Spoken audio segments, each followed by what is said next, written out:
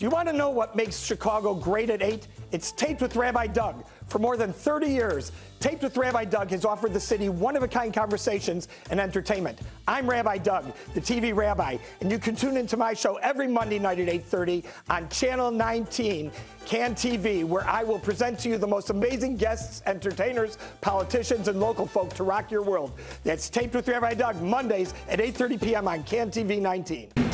We're gonna see Rabbi Doug. We're gonna see Rabbi Doug. We're gonna see Rabbi Doug on your TV tonight. But Daddy, I wanna watch Monday Night Football. Forget about Monday Night Football. There's no other thing we're gonna watch on Monday but Rabbi Doug. Yeah, Rabbi Doug on TV tonight. We're gonna see Rabbi Doug. Oh, everybody talk about Doug. Shalom and welcome to Tape with Rabbi Doug. We're here for part 2 with Rabbi Victor Weissberg, the Rabbi Emeritus of Temple Beth-El of Chicago, now of Northbrook. And I'm so glad to have you back on the show and continue this discussion. We were talking about how Israel bonds started in the Reform movement in Chicago with Temple Beth-El and how it grew to be a great fundraiser for Israel in your congregation before any other Reformed congregations even were having bond dinners and fundraisers for Israel like this. And tell me, did people, because at the beginning when you started at Temple Beth-El, there weren't so many Zionists who were coming forward and professing their Zionism. Did this change now that Israel Bonds was stepping in? You were the first honoree, and then you had some senior members, Holocaust survivors, who were bar mitzvah 1900, as you mentioned, who were the next honorees. Did that continue, and did Zionism grow in the congregation from there? The answer is yes. Okay. Yes, because Ahavat Zion has become, and I don't want to purport to be a great visionary, but from my schooling and things, and knowing the power of the community in Israel, and the way it rebuilt the Masorah, the traditions, okay, had a tremendous effect on world Jewry. And even those who were late to come to the dance had no other choice than to either be pro-Israel or anti-Israel. The idea that we were Yankee Doodle dandies without any relationship with world Jewry was absolutely misappropriated. Unbelievable. Unbelievable. Okay. And the reason was we were taking in Holocaust survivors. So even if my congregation was not a German congregation, it was an Austro-Hungarian congregation, which means they were in Wien gelebt, okay? They were a bunch of Galicianers who were from Vienna, okay, not from Germany mainly. The Germans, refugees, were in an individual congregation. So my congregation had people in it who either were survivors or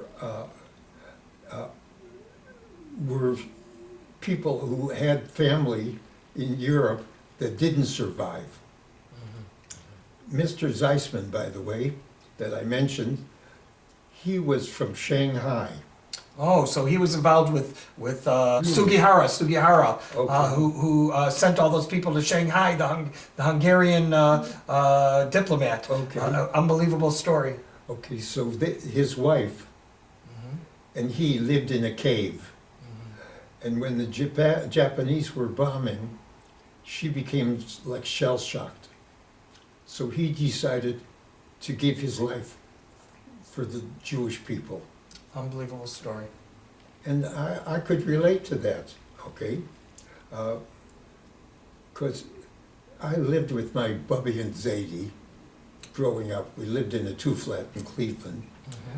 And my original language, my native language was Yiddish, because my grandparents spoke Yiddish, and all my mother and her siblings all spoke Yiddish when they came over to You told me house. once about your Zaidi, he was a Kohen, right? No, Was that him? Who did you tell me? My Zaidi Weissberg was a Balkoira. A Balkori. He's from Communist Podolsk. And you used to, and during the duchening, you used to hide under his talus so you didn't look at the Kohanim. That was what you told me. That was the other Zaidi. Yeah, that's what you told me. No, as a little kid, my grandparents davened, especially on the high holidays, at the Orthodox older folks' home, which was In Cleveland. a big structure on a wonderful piece of land with buckeye trees. And the kids would go to shul, and during the davening, we were there collecting buckeyes. And then somebody from the shul would come in, Dochanan, Dochanan. And my Zaidi he was tall like a cedar tree. He would take me under his talit, okay? And he would chuckle and I would chuckle, and he would chuckle and I would chuckle, okay? And Great memories. going downstairs every day before I went to school, he would daven in front of the, we had a radio on legs, okay, a Bosch radio, and he had a huge sitter and a huge pair of tefillin, and I would stand under that talus. Daven with him. Yes, Yeah. okay. Beautiful story. So, yes. The other Zaidi, by the way, my father's Zaidi, Your father's father. yeah, okay. We would go to visit there, and they were also Yiddish speakers, okay. And my Rabbi Weissberg, unfortunately, died when I was 6 from a tumor on the brain. So she would sit in the swing, and I would sit with her and talk a little bit. I was a little kid, okay. But my Bubby Friedman was at Sadeket. And she would, we had in the hall the icebox, which separated the kitchen with a doorway. And the doorway was lined with pushkas, with tzedakah boxes, all in Yiddish, okay? And so these collectors would come, Oh, the Mishloachim. Mishalochim, and they would come. And my Bubby, okay, would say, okay, take from here, okay, take from there. And my Bubby had, every time she went to the icebox, she put a coin in one of the boxes, okay? Now, did I think they were Orthodox? Did I think, no, I didn't think. They were Jewish. They were Jewish. They were Jewish, of course. Jewish, okay, I understand that feeling 100%. to the core. That's how I feel about everyone who's Jewish. Yes, core. No labels. To the core. Absolutely. I wanna go from your family to your education, because while we have this second episode together, I want to talk about how did you decide to go to rabbinical school? What was your spark? Where did you get educated? Who were your teachers? How did you start, and where did you go? And why did you come out in such a classic way where other Reform rabbis didn't necessarily have that same traditional element that you did, and that you emanated onto your own congregation? How did you start? Like, where did you, It was who luck. inspired you? It was luck. First, my Bubby said to my mother, it's time for Victor to go to Hebrew school. I was 6. So, What the at that cheder? time, it was Cleveland Hebrew School, okay, in a house nearby. And so I went to Hebrew school, and I found myself with kids much older than me, like 8 or 9, okay? So I flunked. But I had teachers. It was Mrs. Lambden and her husband. Her husband was the principal, and Mrs. Lomden, whose son went to Harvard, by the way, Ezra. And they were speaking Hebrew, okay? By the way, Mrs. Lomden, one of the teachers, married one of the Israeli Prime Minister's Wow. daughters, Wow. okay? So it was a Jewish school, okay? I didn't do well there. So I stayed out for 2 years, okay? And then they put me back in. They did better, okay? And there was a bunch of kids. We would gather there in the schoolyard and play kickball till they called us into class, Sure. okay? So it was fun. By the way, some of those kids that grew up with me, like Morty Mandel, the Mandel brothers, are big givers to Israel and else. Philanthropists. A bunch of them, young guys, okay, from young families. And they had a summer reading program in Hebrew, okay. And a boyfriend of mine and I would read a little booklet. It was for 8 cents. You bought it for 8 cents, okay. So, and I played with those were my playmates, okay. After my bar mitzvah, my Rabbi Weissberg came over and he said, "Schon geendigt mit the Scout Boys." You're through with the Boy Scouts. And I was very active in the Boy Scouts. It was an all-Jewish troop that met at the Orthodox Orphan Home. These Jewish orphans were my buddies in the troop, okay?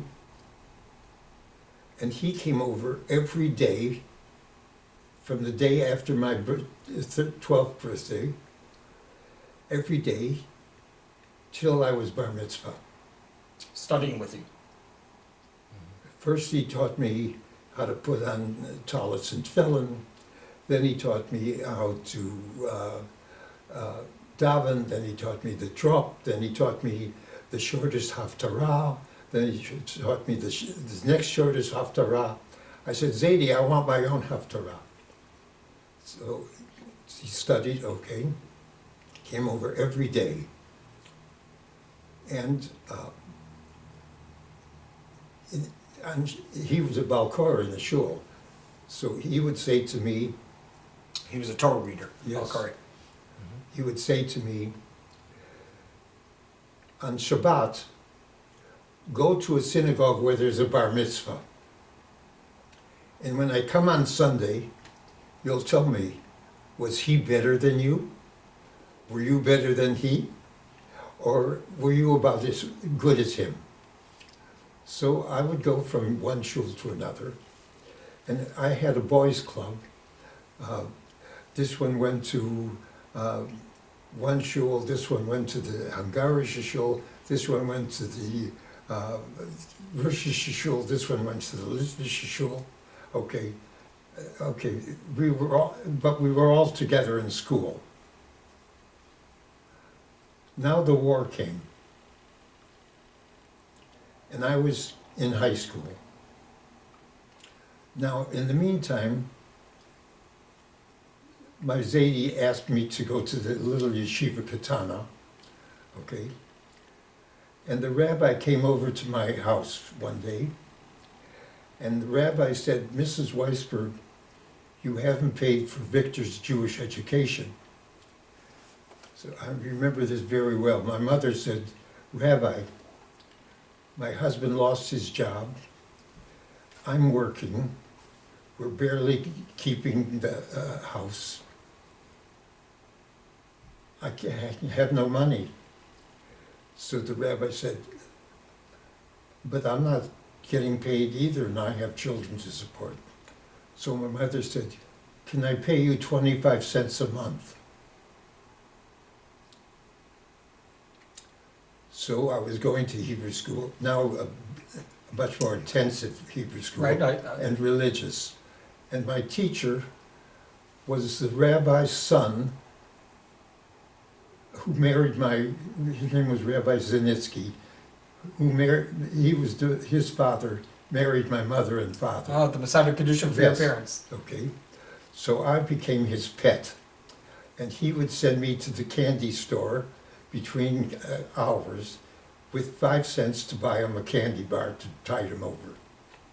And we became very friendly, and he moved to Cincinnati when I was in HUC, and I would drive him back to Cleveland to see his wife, okay? Okay, so that's a 300-mile trip. We had a nice time. In the meantime, there were no camp counselors like at the JCC camp here. So they asked for volunteers from a high school. So I volunteered. It was like 2 weeks with second graders. And I finished my 2 weeks. Now I'm in high school. And walking through the halls of the high school, I see this gentleman. I said, "Sid, what are you doing here?" He said, "Shah." Okay. Here I'm Mr. Vincent. Now, Mr. Vincent, who was a Phi Beta Kappa from Western Reserve, was teaching the major work, which is college prep students. So he was my English teacher, my radio production teacher, my newspaper, okay, my drama teacher, and my Sunday school teacher. Wow. All through high school. He later became the co-chairman of the JUF in Cleveland. Wow. And he later became the founder of the social work school at Hebrew University. Okay. So, and he got me into the young leadership division, okay, because it was called the Camp Wise Crew, all the counselors and volunteers. Now the war was on. So we did what Sydney wanted, okay? And my radio class did a program on the American Nazi Party that won the Peabody Award, okay? Now, won the Peabody Award, but it scared the living jabbers out of my mother because we were getting phone calls from these Nazis saying, "We're going to bomb your house, we're going to kill your kid, we're going to burn your," all these things. Terrible. She got nervous, okay? I said, it's fun, Ma, fun, okay. So, so we were with Mr. Vincent, and my mother said, "Look, we don't have a lot of money. If you want to stay at home, you can go to Western Reserve. If you want to go out of town, you can go to Ohio State, period." So Mr. Vincent came over to my mother. I had these teachers in my life were much more than Just classroom people. Yes, they were in my life, okay? He said, "Mrs. Weissberg, we want Victor to go to the University of Chicago." He wanted us that because he hated Western Reserve, because they had the numerus clausus and they wouldn't accept him to teach there, even though he was a star pupil. So I and several other students went to the University of Chicago. And there I met Rabbi Maurice Pekarsky, who was the Hillel director. His name is known. And I began to go on Friday night. He had Friday night evening. It was thrilling, okay? And he and his wife were thrilling. And by the way, when I went to the Hebrew University, he was also the Hillel director at Hebrew University. Wow. And when I met Tamar and was getting married, he got all the Jewish students to make a shower for Tamar. Oh. Okay, so we were like father It and was like son. a Ben Bite. You were like a Ben Bite. Yeah, that's exactly how it was. Okay, And the people were so friendly, and people this. So we went to the university, and there were two yeshiva bochers from the Chicago yeshiva who were studying there. One was in law school. He's now the mayor. He was the mayor of University Heights, and one was studying psych. Okay, both moved back to Cleveland, and I graduated, but I was teaching Sunday school, and I was teaching Hebrew school, and I was going to the College of Jewish Studies. Okay, Which is now Spertus. yes. So, in the meantime, I applied to the University of Chicago Law School and was admitted. Now, I graduated from the U of C in '48, in May of '48. Right before the No, formation. during the whole Geschichte. Okay, the whole thing. Right during the formation of the State of Israel. I was the principal of a school in Englewood. Now it's not Of course. Jewish. Okay, okay, and they had no rabbi. So I was running the Hebrew school there and Sunday school. And in the middle of these things, I would send the kids to 63rd and Halsted, which was a big commercial center with blue and white boxes, okay, to can for the Jewish National Fund, okay? When they got a rabbi, he threw me out with my cans, okay, so. Always. So, By the way, Rabbi Weissberg for many years has not only been an advocate for Israel and part of AIPAC and supporting Israel and things like that, but he's written blogs, hundreds and hundreds of articles, pro-Israel articles and pro-political articles about Israel and stuff. So those things are second nature to him, and I've read many of them. He sent many of them to me by email, and I've seen many of them in periodicals. And so this is just something that's, since, as he's saying, since he was very young, he's been into this. So he fired you from the Hebrew school because of your Israel advocacy. it saved my life because I did better in school, okay. So did you finish law school there? No, I didn't think so. So what happened next?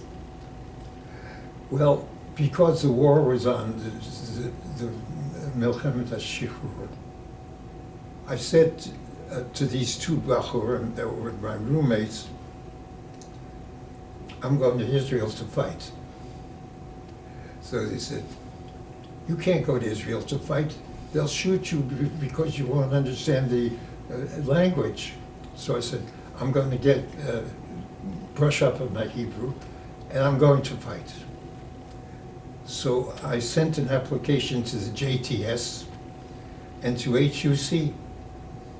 I'm still waiting for JTS to answer, by the way. Okay? Never heard from them. So I went to Cincinnati, and Rabbi Katz, he was the admissions fellow, said, go back to Cleveland and contact Mr. Schuster. He tutors all the boys who are coming from Cleveland to HUC.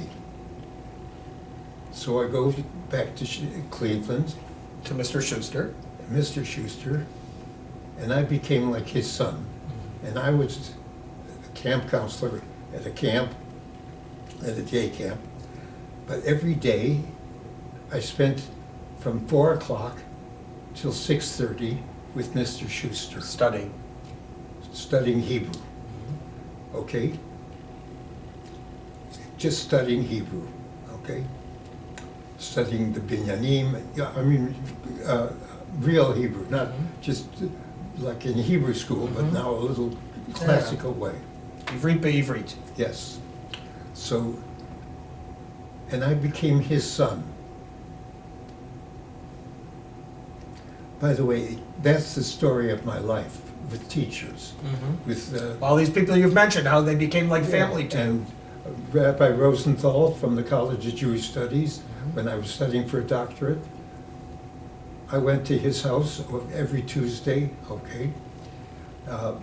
And when he and his wife were making Aliyah, I got him packed up. I got him, like that credenza, it was a hi-fi. I gave him a gift. we were like father and son. All these people were very intimate in my life, okay? They liked me, I liked them, they helped me, I helped them. That's the story. That's the real story. They helped me, I helped them, period. Okay. Stay tuned. Taped with Rabbi Doug will be right back. More than a century ago, a coin dropped in a little blue box, and a journey began for people who had yearned for 2,000 years to return to their homeland.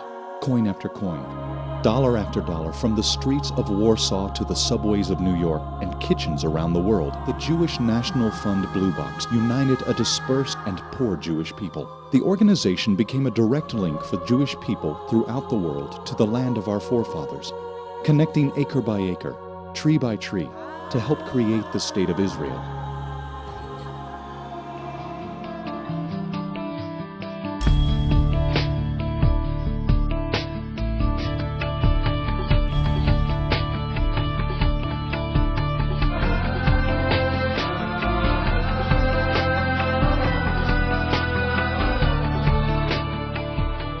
JNF, for Israel forever.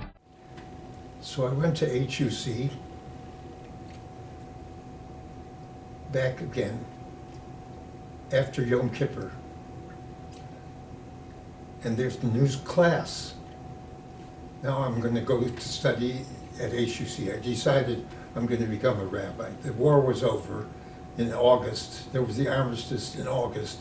So in the beginning of September, I go to HUC and say, I'm going to enroll, okay?